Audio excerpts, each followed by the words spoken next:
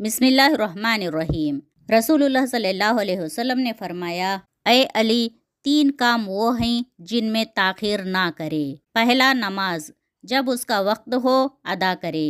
دوسرا، جنازہ جب تیار ہو دفنا دے۔ تیسرا، بے شوہر والی عورت کا نکاح جب اس کے لیے کوئی مناسب رشتہ مل جائے تو نکاح میں دیر نہ کرے۔ بڑے نادان ہیں وہ لوگ اللہ کا فرمان نہیں پڑھتے ہیں، روز پیسے سے خرید کر اخبار پڑھتے ہیں مگر گھر میں رکھا قرآن نہیں پڑھتے۔ رسول اللہ صلی اللہ علیہ وسلم نے فرمایا، میں ان 3 شخصوں کے لیے جنت میں گھر کی ضمانت دیتا ہوں۔ پہلا، حق پر ہونے کے باوجود جھگڑا چھوڑ دے۔ دوسرا، مذاق میں بھی جھوٹ نہ بولے۔ تیسرا، جس کے اخلاق بہت ہی اچھے ہو۔ رسول اللہ صلی اللہ علیہ وسلم نے فرمایا، برکت کھانے کے بیچ میں اترتی ہے۔ تم کناروں سے کھایا کرو، کھانے کے بیچ سے مت کھایا کرو۔ اسلام اتنا خوبصورت مذہب ہے کہ صرف مسکرانے پر بھی آپ کو ثواب ملتا ہے، یہاں تک کہ غصے کی حالت میں خاموش رہنے پر بھی ثواب ملتا ہے۔ ماشاءاللہ۔ بیت الخلاء سے جڑی باتیں۔ جب بھی بیت الخلاء کو جائے تو سر ڈھک کر جانا چاہیے۔ بیت الخلاء میں ہمیشہ جوتا یا چپل پہن کر جانا چاہیے۔ یاد رہے، بیت الخلاء میں سب سے پہلے بایاں پیر داخل کرنا چاہیے۔ ہمیشہ بیت الخلاء کی دعا پڑھ کر ہی اندر جانا چاہیے۔ جب بھی بیت الخلاء میں بیٹھے تو قبلے کی طرف رخ نہیں ہونا چاہیے۔ کبھی بھی بیت الخلاء میں باتیں نہیں کرنی چاہیے۔ کبھی بھی کھڑے ہو کر پیشاب نہیں کرنی چاہیے۔ ہمیشہ بائیں ہاتھ سے ہی ناپاک جگہ کو دھونا چاہیے۔ رسول اللہ صلی اللہ علیہ وسلم نے فرمایا، جب تم میں سے کوئی وفات پا جاتا ہے تو اس کو صبح اور شام اس کا ٹھکانہ دکھایا جاتا ہے۔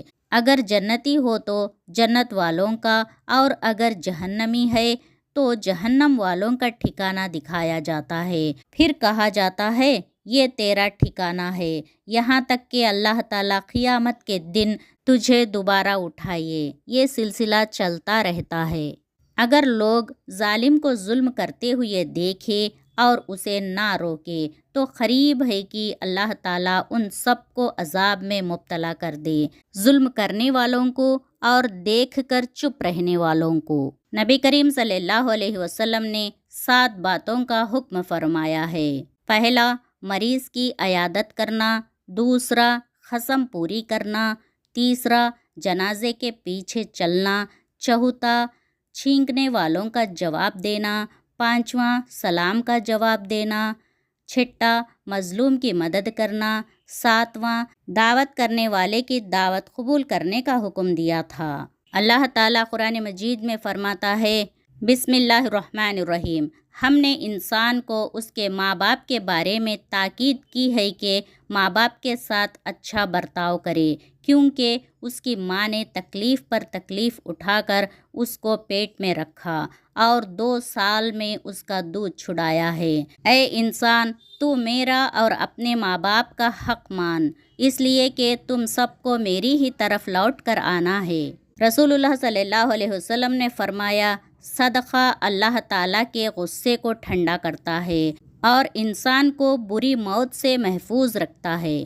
حدیث اسلام، جھوٹ بولنے سے انسان پر لعنت پڑتی ہے، زنا کرنے سے روزی کم ہو جاتی ہے، نشہ کرنے سے انسان کا پردہ فاش ہو جاتا ہے، ظلم کرنے سے دنیا میں ہی پکڑ ہو جاتی ہے، قتل کرنے سے پوری انسانیت تباہ ہو جاتی ہے، ماں باپ کے ساتھ بدسلوکی سے عمر میں کمی ہو جاتی ہے۔